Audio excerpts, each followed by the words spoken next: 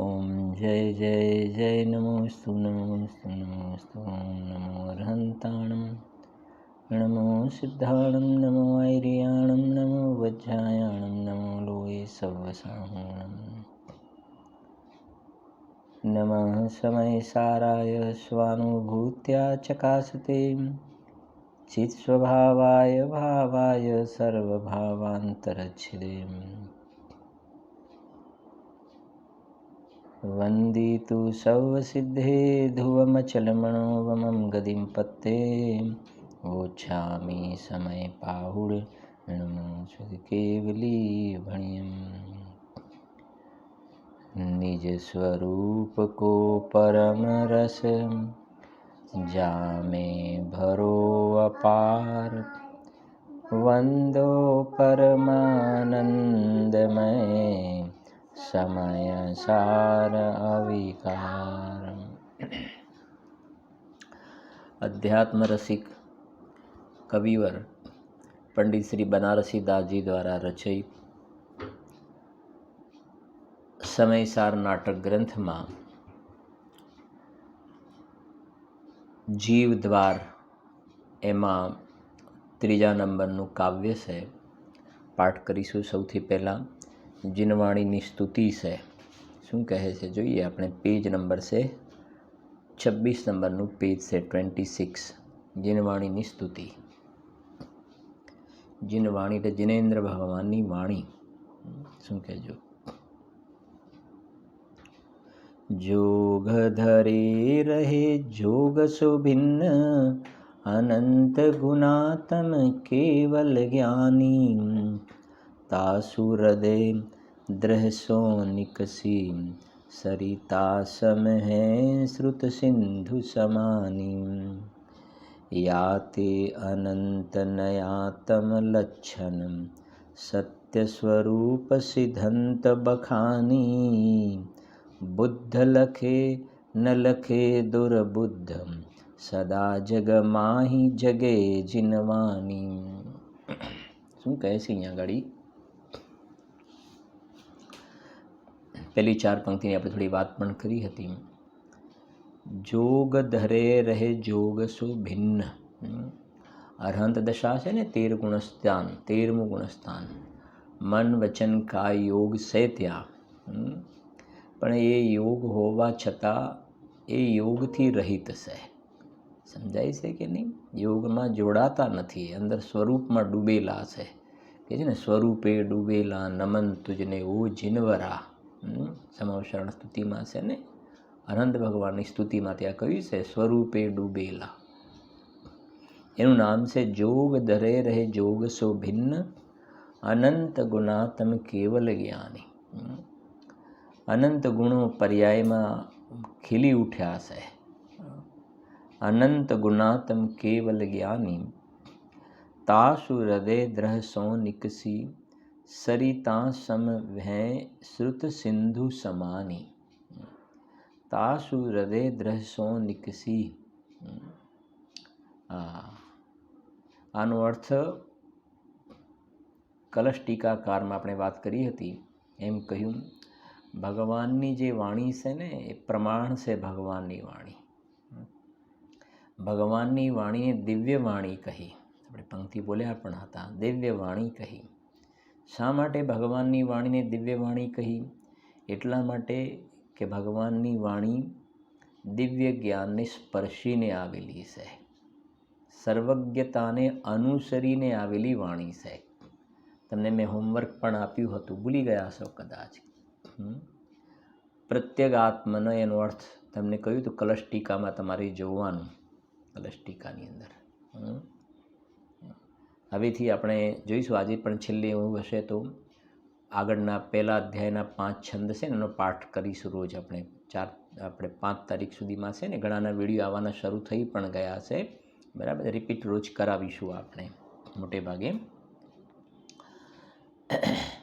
તો જુઓ સમજો, હોમવર્કની વાત આવીને એટલે યાદ આવ્યું મને કે તમને કહ્યું તો પ્રત્યેગાત્મનનો કલશ ટીકામાં પાંડે રાજમલજી અર્થ કર્યો ભગવાનની જે વાણી છે એ સર્વજ્ઞતા, પોતાનું જે સર્વજ્ઞ સ્વરૂપ છે એને અનુસરીને ભગવાનની વાણી આવેલી છે. એટલે ભગવાનનું જે જ્ઞાન છે ને એને દ્રહની ઉપમા આપી, સરોવરની ઉપમા આપી, અને જે એમની દિવ્ય ધ્વનિ ખરે છે એને સરિતાની ઉપમા આપી, સરિતાની. અને એ જે દિવ્ય ધ્વનિને સરિતાની ઉપમા આપી અને ગણધર દેવ જે છે દ્વાદશાંગની રચના કરે છે. આ શાસ્ત્રની અંદર એ ભગવાનની વાણી સમાઈ ગઈ ને, એ જેમ સમુદ્રની અંદર નદી સમાઈ જાય એવી રીતે આ ભગવાનની વાણી જે છે એ શાસ્ત્ર રૂપે એ લિપિબદ્ધ થયું, શાસ્ત્ર રૂપે એની રચના થઈ. ગણધર દેવે દ્વાદશાંગની જે રચના થઈ એ પ્રમાણે અહીંયા એનો ભાવ રહેલો છે, જેને આપણે કહીએ છીએ ને, જિનકી ધુની હૈ ઓમકાર રૂપ, નિરયક્ષરમય મહિમાયનુપમ, દશયષ્ટ મહાભાષા સમેત, લઘુ ભાષા સાત શતક સુચેત. 10 અષ્ટ મહાભાષા, 18 મહાભાષા અને 700 લઘુ ભાષામાં ભગવાનની ઓમ ધ્વનિ સર્વાંગથી ખરે છે. સર્વાંગથી, જેમ આપણે અહીંયાથી બોલીએ છીએ ને, ભલે શાસ્ત્રમાં કોઈ જગ્યાએ ભગવાનના મુખારવિંદમાંથી વાણી ખરે છે એમ આવે, પણ મુખારવિંદ શબ્દનો ભલે પ્રયોગ કર્યો હોય, પણ સર્વાંગથી ઓમ એવો ધ્વનિ ખરે છે. અને સમવશરણમાં 12 પ્રકારના કોઠામાં બેઠેલા ભવ્ય જીવો છે, એમના કાને આમ ભગવાનની વાણી નિરક્ષરી કહી, નિરક્ષરી કહી, ઓમકાર ધની નિરક્ષરી કહી, અને ભવ્ય જીવોના કાનને સ્પર્શ થતાં દરેક પોતપોતાની ભાષામાં સમજી જાય છે. એના માટે શાસ્ત્રમાં દ્રષ્ટાંત પણ આપ્યા છે કે જેમ પાણી તો પાણી છે, પાણી તો પાણી છે, પણ હવે કહે છે કે બગીચાની અંદર કેટલાય પ્રકારના વૃક્ષ છે. બાવળ પણ છે, આંબો પણ છે, લીમડો પણ છે, પીપળો પણ છે, ગુલાબ પણ છે, કમળ પણ છે, ચંપો, ચમેલી. ગાર્ડનમાં, બગીચામાં કેટલાય પ્રકારની વનસ્પતિ છે. પાણી તો પાણી છે. હવે પાણી જ્યાં જ્યાં જાય છે ને, તો એ ગુલાબમાં જાય તો ગુલાબના સુગંધ રૂપે, ગુલાબના રસ રૂપે, નાળિયેરમાં જાય તો નાળિયેરના રસ રૂપે, કારેલામાં જાય તો કારેલાના રસ રૂપે પરિણમી જાય છે. એમ ભગવાનની દિવ્ય ધ્વનિ તો દિવ્ય ધ્વનિ છે, નિરક્ષરી છે. ભવ્ય જીવોના કર્ણને સ્પર્શ થતાં દરેક પોતપોતાની ભાષામાં સમજી જાય છે. ઠીક છે ને?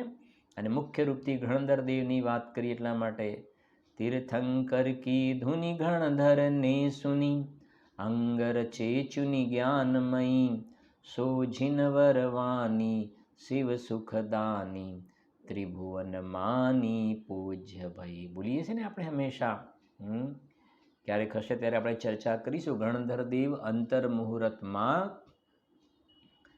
12 અંગ અને 14 પ્રકીર્ણક, અંગ પ્રકીર્ણકની રચના કરે છે અંતર મુહૂર્તમાં ગણધર દેવ. એનું નામ છે કે આ ભગવાનની વાણી જે છે ને એ શાસ્ત્રરૂપી સમુદ્રમાં સમાઈ ગઈ, આવી રીતે છે. એનો ભાવ બરાબર સમજવો જોઈએ આપણે. અને આ બધા પાઠ કરતા હોય એ વખતે આપણા જ્ઞાનમાં અરહંત ભગવાન, તીર્થંકર ભગવાન દેખાવા જોઈએ, એમની ઓમ ધ્વનિ ખરતી દેખાવી જોઈએ, ગણધર દેવ આપણા જ્ઞાનમાં દેખાવા જોઈએ, સમવશરણનું દ્રશ્ય ઊભું થવું જોઈએ. એવા અંદરમાં ભાવ બનવા જોઈએ, આપણને અંદરમાં સહેજ રૂપે બનવા જોઈએ. અંદરમાં રસ એવો હોવો જોઈએ ને જીનવાણી સાંભળવાનો. હમણાં 2 દિવસ પહેલાં જ એક આપણા મુમુક્ષુ ભાઈ, ખૂબ જ રુચિવાળા, ઘણા સ્વાધ્યાયી, ઘણી રુચિવાળા જીવ. આ તો બધા કહેવાના ભાવ એટલા માટે થાય કે આપણને કંઈક બોધપાઠ મળે. ઘણી અંદર સૂક્ષ્મ તત્વના અભ્યાસી અને મનુષ્ય પર્યાય સાર્થક કરવાની એક વિશેષ તમન્ના, કે આ મનુષ્ય પર્યાયમાં ગુરુદેવનું તત્વ સાકાર કરવું છે, એવા પ્રકારની જિજ્ઞાસાવાળા જીવની સાથે પરિવારની અંદર બધાને આ અત્યારે જે રોગ ચાલે છે ને, કુટુંબ પરિવારની અંદર નજીકના સંબંધીઓ બધા આવા રોગથી ગ્રસીભૂત, તો સહેજ રૂપે ફોન ઉપર થોડી ચર્ચાનો પ્રસંગ બન્યો, તો અડધો કલાક જેવી ચર્ચા થઈ. તો અડધો કલાક ચર્ચાની અંદર આ પ્રકારે ધર્મની ચર્ચા થઈ. તો એમને એમના બધા ભાવો જે શેર કર્યા અને એમ પણ કહ્યું કે બહુ બધું મારાથી આવી ચર્ચા કહેવાયું. તો મેં કીધું સારી વાત છે ને, સાધર્મીને તો પરસ્પર ચર્ચા જ જોઈએ. તો એમને એમ પણ કહ્યું કે અડધો કલાક હું જાણે કોઈ બીજી જ દુનિયામાં ચાલ્યો ગયો, જાણે અલોક આકાશમાં ચાલ્યો ગયો હોય એવું અંદરમાં તત્વજ્ઞાનના ચર્ચા કરતા એવા ભાવ અંદરમાં થયા. આ બધી વાતો આપણે શા માટે એકબીજાની સાથે આપણે લોકો મેં વચ્ચે કહ્યું હતું ને, ભોગી જીવો હોટલની અંદર જઈને પેલા શરાબના ગ્લાસ લે છે ને એકબીજાના ગ્લાસની સાથે ગ્લાસ ટકરાવે છે ને, હા, જેને તમે બોલો છો જે કંઈ કહેતા હોય, તો એ ત્યાં આગળ એવી રીતે ત્યાં ભોગના પરિણામને શેર કરે છે. અને આ તો ભગવાન બનવાના પરિણામ છે ને, આ સંસ્કાર ભગવાન બનવાના છે. તો શા માટે આવા પ્રકારના ભાવ શેર કરવાનો ભાવ ન આવે? અને મેં કહ્યું ને, આપણને આ બધા બોધ પાઠ મળે. આર્ત ધ્યાન રૌદ્ર ધ્યાન ન કર્યું એમને, આર્ત ધ્યાનના પરિણામને એવા ભાવ કહ્યા કે બસ આ તો શીખવાનો અવસર આવ્યો છે.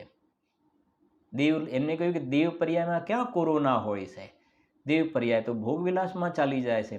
આ બધામાં તો આપણને ચેતવાનો આવો અવસર મળ્યો છે. કંઈ આ રોગને બોલાવવો છે એવું નથી, પણ આવો રોગ જ્યારે આવ્યો, પરિવારજનોની અંદર આવા પ્રકારની પીડા છે, તો એની અંદર કેવી રીતે સમાધાન કરવું, વારંવાર ગુરુદેવશ્રીને યાદ પણ કરતા એમને એવો પણ ભાવ વ્યક્ત કર્યો કે જાણે એમ લાગે છે કે ભગવાન મહાવીર સ્વામીનું સમવસરણ વર્તમાનમાં હાલ પણ જાણે પૂજ્ય ગુરુદેવશ્રીના કારણે ભગવાનનું સમવસરણ અત્યારે પણ જાણે વિચરણ કરી રહ્યું હોય ને એવા પ્રકારના ભાવ જાગૃત થાય છે. સમજાય છે કે નહીં વાત? આ બધી વાત આપણે એટલા માટે એક પછી એક ખ્યાલ આવે છે કે મેં જે હમણાં કહ્યું ને કે આ બધા પદ બોલતી વખતે આપણા ચિત્તમાં સમવસરણ ઊભું થવું જોઈએ. ભગવાન દેખાવા જોઈએ, ભગવાનની દિવ્યધ્વનિ દેખાવી જોઈએ, ગણધર દેવ દેખાવા જોઈએ, આપણા જ્ઞાનમાં ઊભા થવા જોઈએ. આ બધા એનું નામ શુભ ભાવ. શુભ ભાવની અંદર એક પ્રકારની વિશુદ્ધતા કહેવાય. બાકી લુખા શુભ ભાવની અંદર ઘરની અંદર આપણે એકદમ પ્રમાદી થઈને આ ભગવાનની વાણી સાંભળીએ છીએ, એકબીજા સાથે વચ્ચે વાતો કરીએ છીએ, મોબાઈલમાં બીજા મેસેજે જોતા જઈએ અને એક બાજુ સાંભળતા જઈએ, એ શુભ ભાવ તો સમજવા જેવા લુખા શુભ ભાવ છે. બરાબર છે કે નહીં? શું કહે છે અહીંયા આગળ સાંભળજો, બહુ સરસ વાતો છે. કે આપણે કહ્યું ને દિવ્ય શબ્દ થોડું યાદ કરાવી દઉં ને. આ ભગવાન આત્મા શુદ્ધાત્મા એને દિવ્ય તત્વ કહ્યું છે. ચૈતન્ય તત્વને દિવ્ય તત્વ કહ્યું હતું ને, યાદ આવે છે? ક્યાં કહ્યું છે? શ્રીમદજીએ કહ્યું છે, એ દિવ્ય શક્તિમાન જેથી જંજીરેથી નીકળે.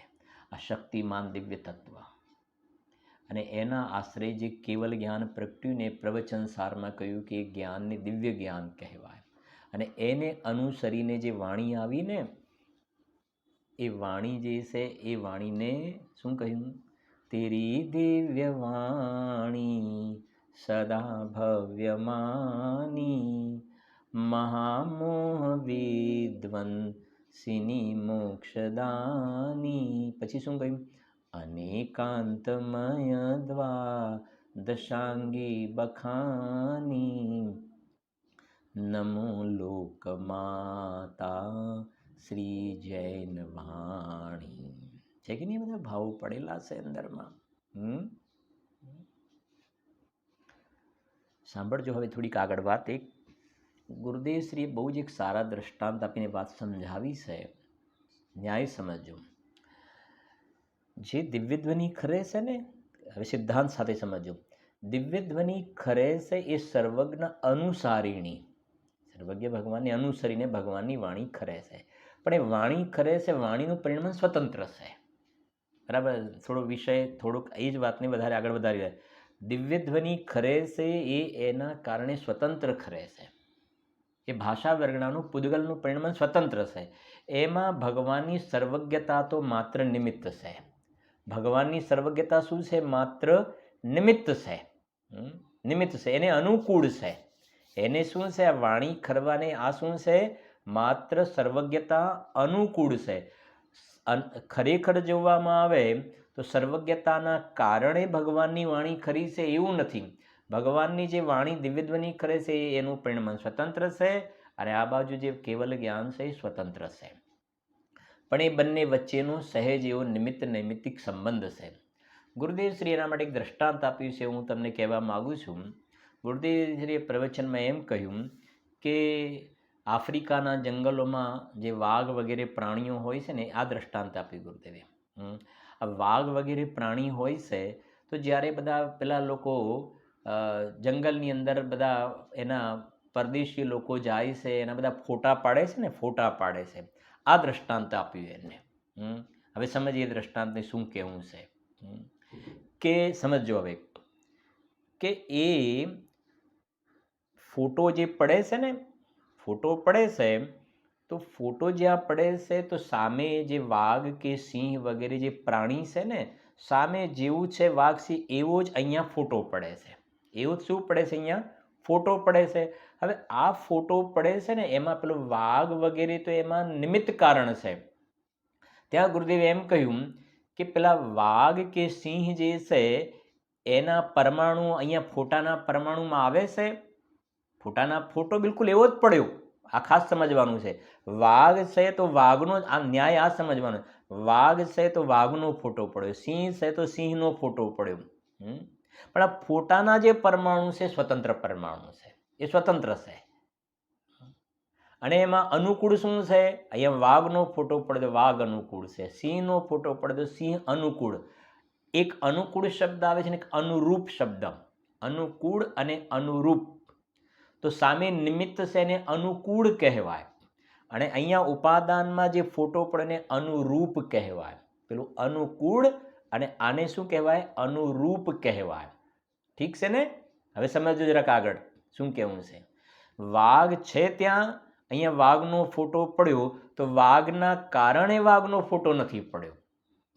અહીંયા ફોટો પડ્યો છે એ પરમાણુ સ્વતંત્ર, એના કારણે એવા આકારની રચના થઈ છે.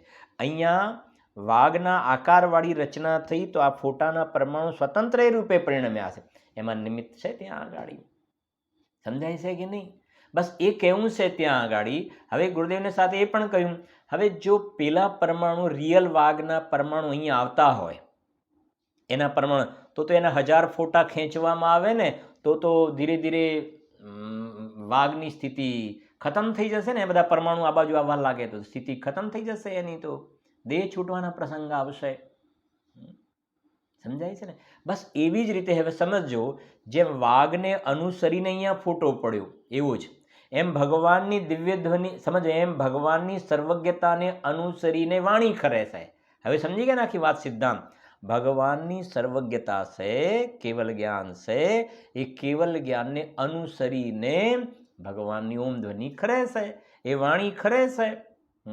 પણ વાણી ખરે છે ને એ ભગવાનની સર્વજ્ઞતા છે તો એને અનુસરીને ખરે છે, તો એ ભગવાનનું કેવલ જ્ઞાન માત્ર નિમિત્ત કારણ છે, કેવલ જ્ઞાનના કારણે નહીં. જેમ રિયલ વાઘના કારણે ફોટો નથી પડતો, રિયલ વાઘના કારણે ફોટો નથી પડતો, ફોટો સ્વતંત્ર છે.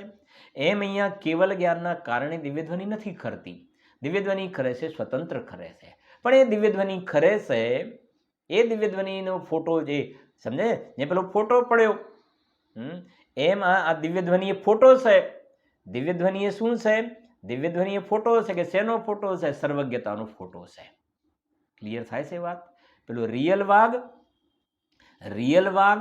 અને અહીં ગાડી ફોટાવાળો વાઘ, સમજાય છે? એમ રિયલ ભગવાનનું કેવલ જ્ઞાન, રિયલ કેવલ જ્ઞાન, અને આ ભગવાનની જે દિવ્યધ્વનિ છે ને, દિવ્યધ્વનિ એ દિવ્યવાણી કહી. કેમ દિવ્યવાણી કહી? કેમ કે એમાં દિવ્ય જ્ઞાનનો ફોટો છે. દિવ્ય જ્ઞાનનો ફોટો છે એટલા માટે ભગવાનની વાણીને દિવ્યવાણી કહેવાય. પણ જેમ પેલો રિયલ વાઘ અને ફોટાવાળો વાઘ બે અલગ અલગ છે, એમ દિવ્ય જ્ઞાન અને દિવ્ય વાણી બે અલગ છે. બેનું પરિણમન અલગ અલગ સ્વતંત્ર પરિણમન છે. આ શેનો અર્થ ચાલી રહ્યો છે ખબર છે તમને? કળશ ટીકામાં પશ્યંતી પ્રત્યગાત્મન એનો અર્થ કરી રહ્યા છે. પશ્યંતી પ્રત્યગાત્મન. પશ્યંતી એટલે અનુસરીને, પશ્યંતી એટલે અનુસરીને, પ્રત્યેગાત્મનઃ, નીચે ફૂટનોટમાં લખ્યું છે ને, તમે જુઓ, અનંત ધર્મણસ્તત્વં પશ્યંતિ પ્રત્યેગાત્મનઃ અનેકાંતમયી મૂર્તિર નિત્યમેવ પ્રકાશતામ. તો બીજું પદ છે ને, પહેલી લીટીમાં બીજું પદ, પશ્યંતિ પ્રત્યેગાત્મનઃ. પશ્યંતિ એટલે અનુસરીને, પ્રત્યેગાત્મનઃ એટલે વિતરાગ અને સર્વજ્ઞ એવા જિનેન્દ્ર ભગવાનજી છે ને, એમના જ્ઞાનને અનુસરીને શું આવ્યું? એમના જ્ઞાનને અનુસરીને ભગવાનની વાણી ખરી છે. ઠીક છે આટલે સુધી? બરાબર. હવે આગળ વધીએ છીએ, સાંભળજો જરાક. હવે 4 લાઈન પૂરી થઈ આપણી, બરાબર. અને મેં આ બધું કહ્યું છે તમને, કલશ ટીકાને બધું સાથે રાખવાનું. હવે તમને શું કહું, અબુધાબીથી રોજ આપણા એક મુમુક્ષુ ભાઈ છે, વિજયભાઈ નામ છે, રેગ્યુલર સ્વાધ્યાયમાં એમની હાજરી હોય છે. યુએસની વાત કરી, અમેરિકાથી, તો એમના આ જે વિડીયો બનીને આવી ગયા, 5 શ્લોકનો વિડીયો બનીને એમનો આવી ગયો. અને સાથે એમને મેસેજ પણ મૂક્યો છે કે જે સમયસાર કલશ ટીકા વગેરેનો ફોટો પાડીને પણ મોકલાવ્યો એમને, કે સમયસાર કલશ ટીકા એટલે આપણે આ જ ગ્રંથ સાથે પણ રાખવાનો છે, ફોટો પાડીને મોકલાવીને આ સાથે રાખવાનું છે ને. સમજાય છે કે નહીં? ખ્યાલ આવે છે કે નહીં? અને ક્યાંક આપણે એવું હશે કાંઈ, જે હોય તમે બધું બરાબર જ કહેવાનો હશો ને. એટલે આપણે યાદ કર, રુચિ, સવાલ રુચિની વાત છે ને. જો પંક્તિ બોલીશું આપણે, પહેલી 4. જોગ ધરે રહે જોગ સો ભિન્ન અનંત ગુણાત્મ કેવલ જ્ઞાની તાસુરદે દ્રસો નિકસી સરિતા સમ હે શ્રુત સિંધુ સમાની. આટલે સુધી થયું ને. શ્રુત સિંધુ સમાની એટલે શાસ્ત્ર રૂપ જે સમુદ્ર છે ને, એની અંદર ભગવાનની વાણી આવી ગઈ. એટલે હવે તમને ખ્યાલ આવવો જોઈએ, આપણે આ શાસ્ત્ર હાથમાં લઈએ છીએ ને, એટલે આપણને ખ્યાલ આવવો જોઈએ આ ભગવાનની વાણી છે. ભગવાનની વાણી એટલે એક પ્રકારથી પાત્ર જીવ કહે છે કે અમને ભગવાનનો વિરહ નથી. ભગવાનનો વિરહ નથી અમને. કેમ કે સમવશરણમાં પણ ભગવાન જે અંદરમાં અનંત ચતુષ્ટય તો ક્યાં દેખાય છે? ભગવાનની દિવ્ય ધ્વનિનું શ્રવણ કરીએ છીએ, અને આ અનંત ભગવાનની દિવ્ય ધ્વનિનો અવયવ છે આ. કેટલી મીઠી સરસ વાતો છે ને. હવે આગળ કહે છે, સાંભળજો. 4 લીટી એના પછીની. યાતે અનંત નયાતમ લચ્છનમ સત્ય સ્વરૂપ સિદ્ધંત બખાની બુદ્ધ લખે ન લખે દુર્બુદ્ધ સદા જગ માહી જગે જીનવાની. હવે શું કહેવું છે અહીંયા? યાતે અનંત નયાતમ લચ્છનમ સત્ય સ્વરૂપ સિદ્ધંત, સિદ્ધંત એટલે સિદ્ધાંતમાં, બખાની ભગવાનની વાણીને, બહુ સુંદર વિષય આવે છે એક સાંભળજો. બખાની એટલે ભગવાનની વાણીને અનંત નયાત્મક કહી છે. સિદ્ધાંતમાં, શાસ્ત્રમાં યાતે, આ ભગવાનની વાણી છે ને, યાતે યાતે અનંત નયાતમ બખાની. સિદ્ધાંતમાં આ વાણી ભગવાનની દિવ્ય ધ્વનિ છે ને, એટલા માટે ને અનંત નયાત્મક કહી છે. સમજાય ને? જે સર્વથા એકાંતવાદીઓની વાતનો આમાં નિષેધ થઈ ગયો. હવે સમજીએ આ શું શબ્દ આવ્યા. થોડીક ધીરજથી વાત સમજીએ. અનંત નયાત્મક, અનંત નયાત્મક. સાંભળો જરા. જે ભગવાનની વાણી છે એને અનંત નયાત્મક કહી. હવે નય શબ્દ આવ્યો, નયને જરાક સમજી લો તમે થોડુંક, નયને, બરાબર. પછી વચ્ચે વચ્ચે જ્યારે જ્યારે આવશે વખતે થોડું આગળ ધીરે ધીરે લેતા પણ જઈશું. બધું એક સાથે નથી આપતા ડોઝ આપણને, બરાબર. નહીં તો એકદમ આખો નયવાળો ટોપિક થઈ જશે આખો, બરાબર. થોડી થોડી નય સંબંધીની જાણકારી આપતા રહીશું, અને જેમ જેમ આગળ બીજા શ્લોક આવશે વખતે થોડું નવું નવું એડ પણ કરતા રહીશું આપણે. સિમ્પલ પહેલાં એક વસ્તુ સમજો કે આ નય જે છે ને, નય એ પ્રમાણ જ્ઞાન છે એનો એક અંશ, એને નય કહેવામાં આવે છે. એને શું કહેવાય છે? નય. જેમ સમજો, દ્રષ્ટાંત આપું. દ્રષ્ટાંત, જેમ હું મારું બે રીતે, બે ત્રણ રીતે પ્રેઝન્ટેશન કરી શકાય. કેવી રીતે સમજો કે પહેલી વાત તો હું પિતા પણ છું, પુત્ર પણ છું, ભાઈ પણ છું, પતિ પણ છું. આ બધા ધર્મ મારામાં છે ને. દ્રષ્ટાંત સમજજો, થોડું સરળ થઈ જશે. બરાબર?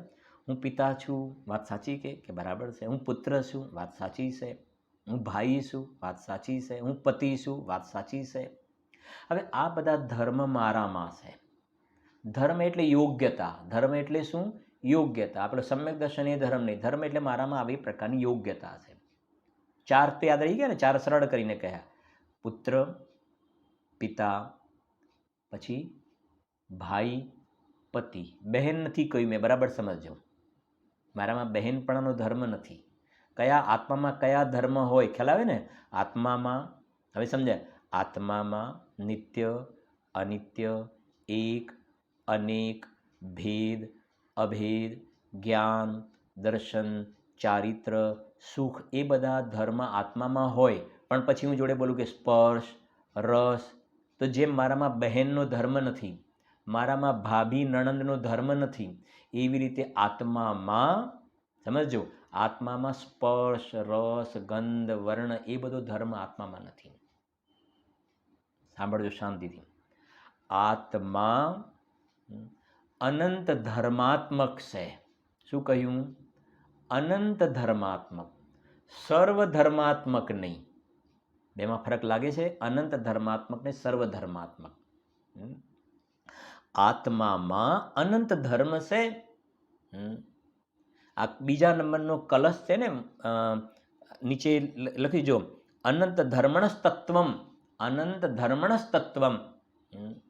તમે ત્યાં જોશો સમયસારની અંદર તો અર્થ કર્યો ત્યાં જયચંદજી સાહેબે.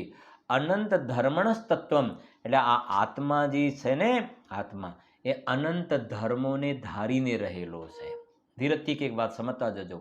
અનંત ધર્મોને ધારીને રહેલો છે આત્મા.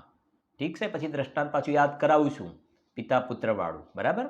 સાથે આત્માને પણ જોડે ગોઠવતા જઈએ છીએ.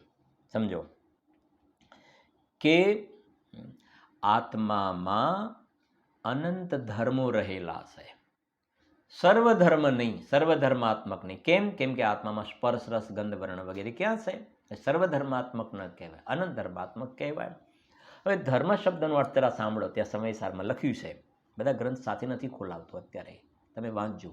હા, કે ત્યાં લખ્યું ધર્મ. સમજજો, ધર્મ એટલે ધારી રાખેલી યોગ્યતા. ધર્મ એટલે શું? ધારી રાખેલી યોગ્યતા. હવે તમને કોઈને પ્રશ્ન થાય ને કે આ ગુણ એ શું છે, તો જુઓ, હવે સાંભળજો. ધર્મ એટલે ધારી રાખેલી યોગ્યતા. હવે ધર્મ બે પ્રકારના. સાંભળજો. હવે ધર્મ બે પ્રકારના. જે ધર્મમાં જે ધર્મની પર્યાય હોય એને ગુણ કહેવાય. શું કહ્યું?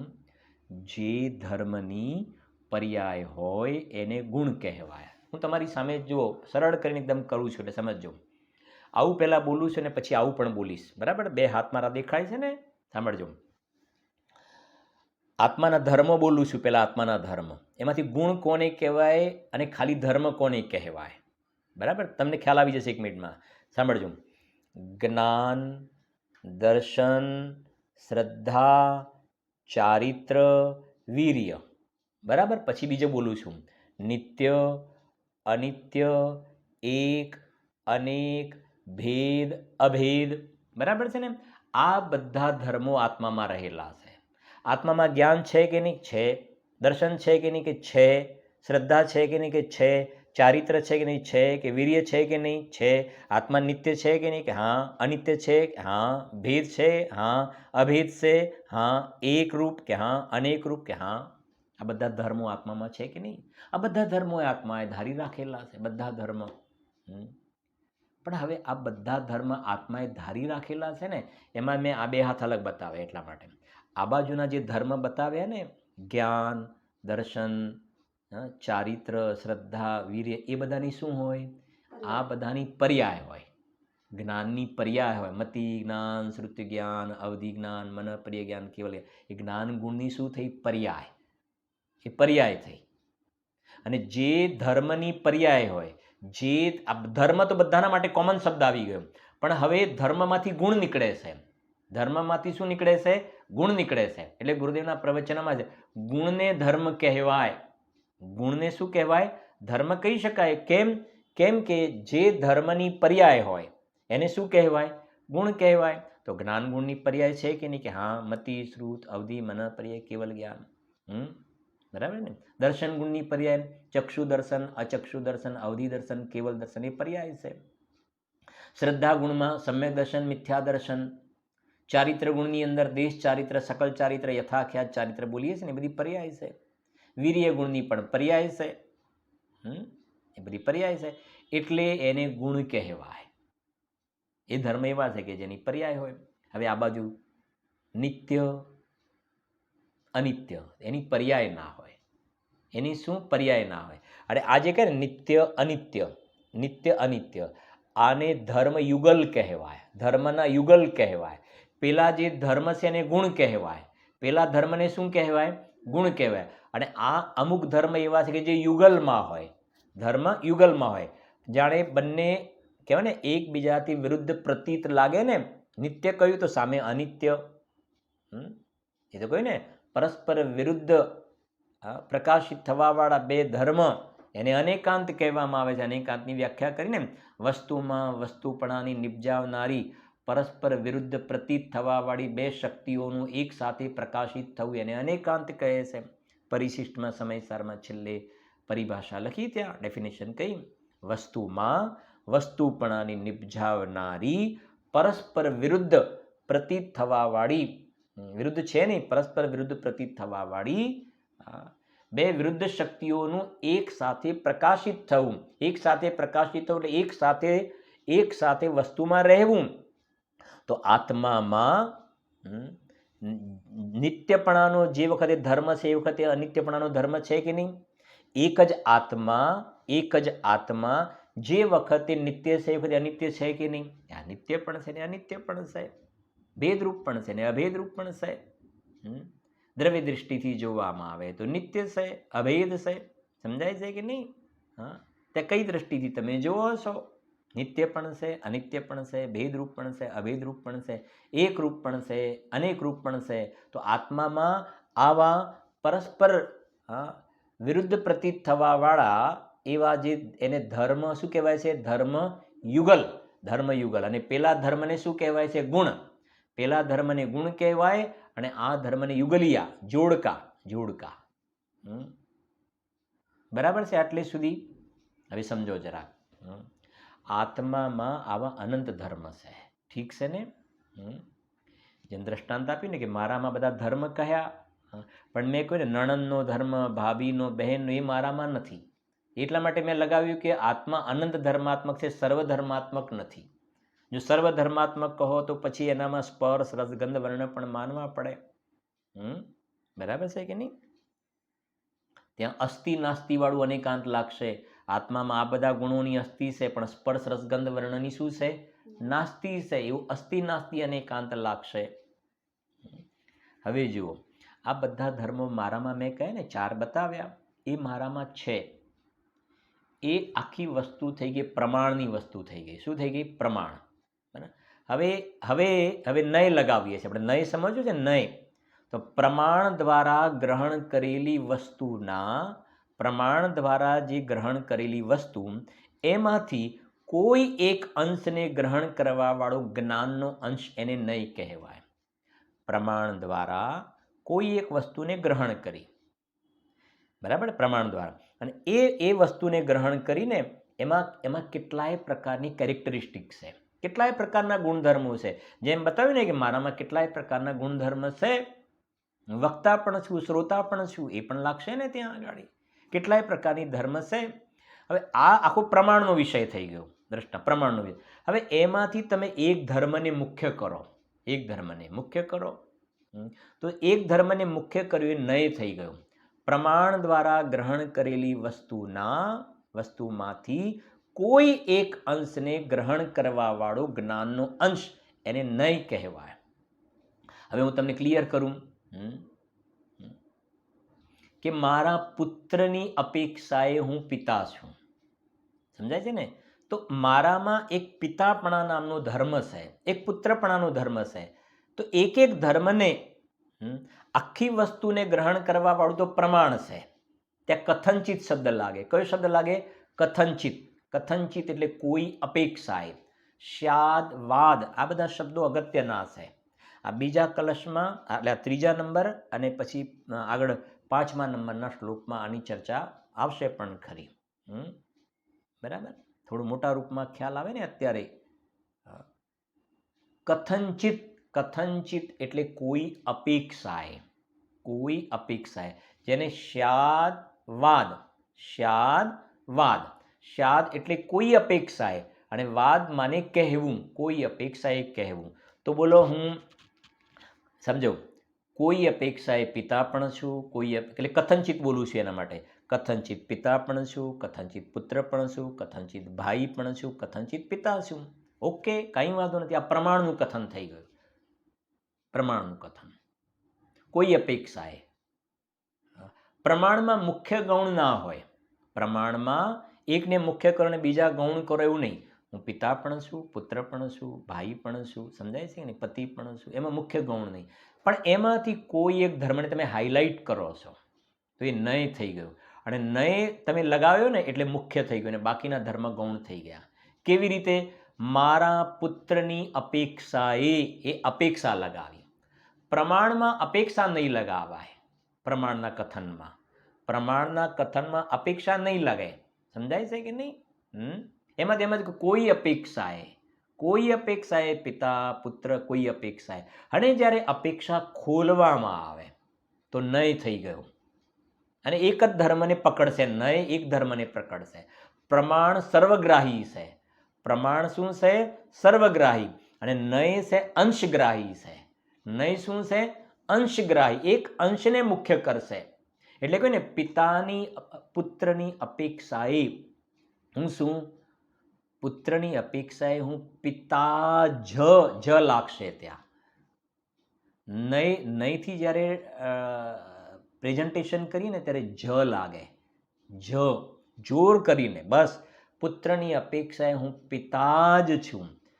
પિતાની અપેક્ષાએ હું પુત્ર જ છું. ભાઈની અપેક્ષાએ હું ભાઈ જ છું. પત્નીની અપેક્ષાએ હું પતિ જ છું. જ લાગ્યો.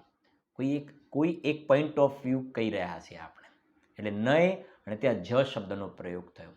અને જ્યારે પ્રમાણની વાત કરતા હોઈએ ને ત્યારે કોઈ મુખ્ય ને કોઈ ગૌણ નહીં, બધું સમાન. તો ત્યાં શું? મુખ્ય ગૌણ નહીં, જ નહીં લાગે, ત્યાં પણ લાગશે. જ નહીં પણ લાગશે. હું કથનચિત, હું કથનચિત છે ને, કોઈ અપેક્ષાએ. કથનચિત એટલે કોઈ અપેક્ષા. અપેક્ષા નથી ખોલતા.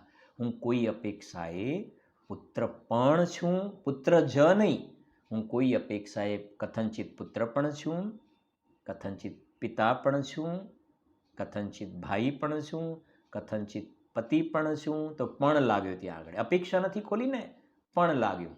અને અપેક્ષા ખોલવામાં આવે તો નહીં. આ ખાસ યાદ રાખવાનું.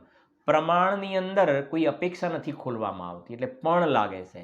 અને નયની અંદર અપેક્ષા ખોલવામાં આવે છે એટલે કહેવાય છે નય હંમેશા સાપેક્ષ હોય છે. નય કેવા હોય છે? સાપેક્ષ.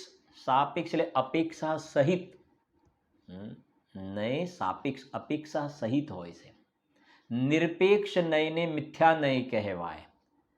નિરપેક્ષ નયને મિથ્યા, કોઈ અપેક્ષા વગર જ, કોઈ અપેક્ષા વગર તો કહે છે એને મિથ્યા કહેવામાં આવે. નય હંમેશા સાપેક્ષ હોય છે. જેમ સમજાવું તમને, હું સાંભળજો, નિરપેક્ષ નયને સાપેક્ષ નય સાંભળજો, કે હું પુત્રની અપેક્ષાએ પિતા જ છું. તો એ સાપેક્ષ થઈ ગયું. પુત્રની અપેક્ષાએ, અપેક્ષા સહિત. પણ હું એમ કહું, અપેક્ષા ના લગાવું અને હું પુત્ર જ છું બસ, અથવા હું પતિ જ છું. સમજાય છે કે નહીં? હું પિતા જ છું પણ કઈ અપેક્ષા? અપેક્ષા કાંઈ નહીં. બસ હું પુત્ર જ છું, પણ કઈ જ બોલો છો ને તમે, હું પુત્ર જ છું, તો કઈ અપેક્ષાએ? એની અપેક્ષા નહીં. અરે હું પુત્ર જ છું ને, તો પિતાની અપેક્ષાએ. હવે તમે અપેક્ષા નહીં લગાવો ને તો નિરપેક્ષ થઈ ગયું, અપેક્ષા વગર, એ મિથ્યા કહેવામાં આવે. એમ હવે સમજો, આત્મા આ બાજુ બોલે ને નિત્ય અનિત્ય ભેદ અભેદ બોલે ને, તો આત્મા કથનચિત નિત્ય પણ છે અનિત્ય પણ છે. સમજી ગયા ને? એ પ્રમાણનું કથન. કથનચિત નિત્ય પણ છે અનિત્ય પણ છે, કથનચિત ભેદરૂપ પણ છે, કથનચિત અભેદરૂપ પણ છે. બરાબર. હવે નય ખોલવામાં આવે, નય સાંભળજો. તો હવે શું કરીશું? સાંભળજો, નિત્ય ને અનિત્ય કહ્યું ને, તો હવે શું કહીશું? દ્રવ્ય દ્રષ્ટિથી જોવામાં આવે. સમજાય છે ને? નય. હા, અથવા તો કહીએ ને કે દ્રવ્ય નયથી જોવામાં આવે, દ્રવ્યાર્થિક નયથી જોવામાં આવે, દ્રવ્ય દ્રષ્ટિથી જોવામાં આવે તો હું નિત્ય જ છું, અને પર્યાય દ્રષ્ટિથી જોવામાં આવે તો હું અનિત્ય જ છું. અપેક્ષા ખોલીને તો હવે મને જવાબ આપો, હું નિત્ય છું કે અનિત્ય? બોલો, હું નિત્ય છું કે અનિત્ય? તો હું પિતા છું કે પુત્ર? કે બે છો. આત્મા નિત્ય કે અનિત્ય? કે બે છે. નિત્ય અનિત્યાત્મક, ભેદાભેદાત્મક, એક અનેકાત્મક, આ બધા શબ્દો આવશે આપણે. નિત્ય અનિત્યાત્મક, હું નિત્ય પણ છું અનિત્ય પણ છું. આ પ્રમાણનું કથન. હવે એમાંથી લગાવો નય. આ અનંત નયાત્મકનો અર્થ કરી રહ્યા છે. આ ભગવાનની વાણી અનંત નયમાં હોય છે. શા માટે અનંત નયાત્મક હોય છે ભગવાનની વાણી? કેમ? કેમ કે આત્મામાં ધર્મ કેટલા છે? લોજિક ખ્યાલ આવે છે ને? આત્મામાં ધર્મ કેટલા છે? અનંત ધર્મ છે. બહુ સુંદર વિષય આવી રહ્યો છે આપણી સામે એક. આત્મામાં અનંત ધર્મો છે, અને અનંત ધર્મ છે ને, તો અનંત ધર્મ છે તો એક એક ધર્મને જોવા વાળું એક એક નય છે. જેમ મારામાં 4-5 બતાવે ને, તો એક એક ધર્મને મુખ્ય કરવા વાળો એક એક નય. તો આત્મામાં અનંત ધર્મ છે, તો અનંત ધર્મ છે ને, તો દરેક એક એક ધર્મને મુખ્ય કરવા વાળું એક એક નય છે, એક એક નય છે. એટલા માટે ભગવાનની વાણી કેવી છે? અનંત નયાત્મક છે, અનંત નયાત્મક.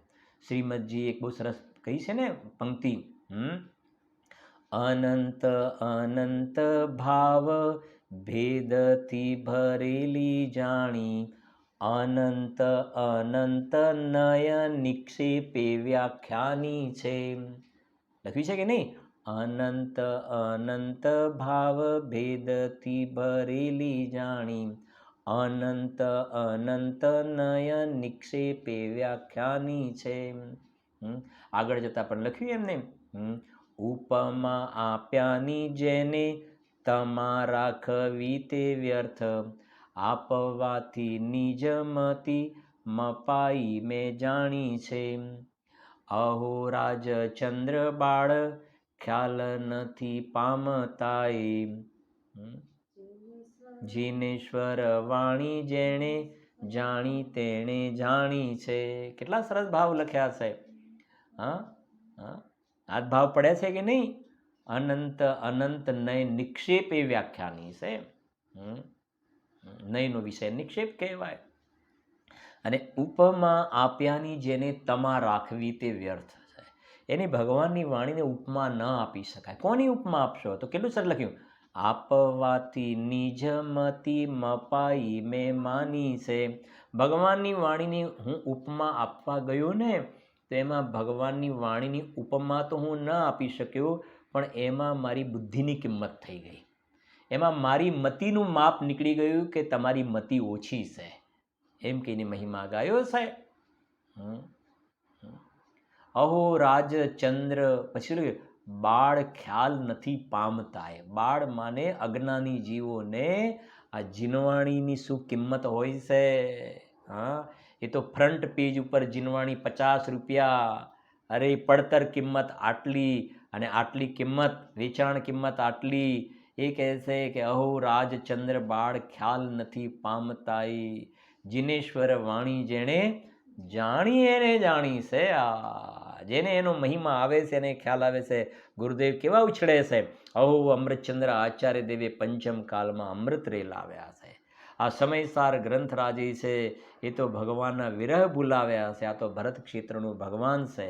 આ બનારસી દાસજી કહે છે, નાટક સુનત હિય ફાટક ખુલત હૈ, બનાવું પત્ર કુંદનના રત્નોના અક્ષરો લખી તથાપી કુંદ સૂત્રોના અંકાએ મૂલ્ય ના કદી. આ બધા જ્ઞાની પુરુષોના હૃદય ઉછળે છે. અમૃતચંદ્ર આચાર્ય દેવની આત્મખ્યાતિ ટીકા દૈવી ટીકા છે. ગુરુદેવ કેવો હૃદય ઉછળે છે. સમજાય છે કે નહીં? એટલે આ એક આટલું આ ક્લિયર થયું ને. આપણે હજુ લઈશું આની અંદર ઘણું લેવાનું છે. આપણે તમને એક એક પોઈન્ટ મૂકીને આપણે પૂર્ણ કરીએ છીએ. આપણે એને સાંભળજો. જે નય કહ્યા ને, થોડું એક ત્રણ વસ્તુ તમારી સામે મૂકીને પૂર્ણ કરીએ. આત્મામાં અનંત ધર્મ છે. સમજો, આત્મામાં અનંત ધર્મ છે. હવે એને સમજો. નયની વાત કરીને તો આત્માના એક એક ધર્મને જોવાવાળો એક એક નય તો ભાવશ્રુત જ્ઞાન. હવે પર્યાની વાત કરું છું. ભાવશ્રુત જ્ઞાનમાં અનંત નય સમાય છે. ભાવશ્રુત જ્ઞાન એ પ્રમાણ છે અને એમાં અનંત નય સમાય છે. બરાબર. હવે છેલ્લી વાત, આ ભગવાનની વાણી એ દ્રવ્યશ્રુત છે. ભગવાનની વાણી શું છે? દ્રવ્યશ્રુત છે. તો આ દ્રવ્યશ્રુત છે ને, તો એના જે વચનો જે છે, વચનો આ ભાષા વચનો, એમાં નય લાગે છે એને દ્રવ્ય નય કહેવાય. એને શું કહેવાય? દ્રવ્ય નય. અને જ્ઞાનમાં જે નય પડે ને, જ્ઞાનમાં નય, એને ભાવ નય કહેવાય. અને વચનમાં જે નય છે એને દ્રવ્ય નય કહેવાય. એ સંબંધની સુંદર ચર્ચા આપણે આના પછીના નેક્સ્ટ સ્વાધ્યાયની અંદર આપણે કરવા માટે જઈ રહ્યા છીએ. વિશેષ ચર્ચા નેક્સ્ટ સ્વાધ્યાયમાં. જીનવાણી સ્તુતિ. નિજ નિધિ નિજ में बताई, ये अनंत उपकार है, उसके लिए जिनवाणी माँ को वंदना शत बार है, वंदना शत बार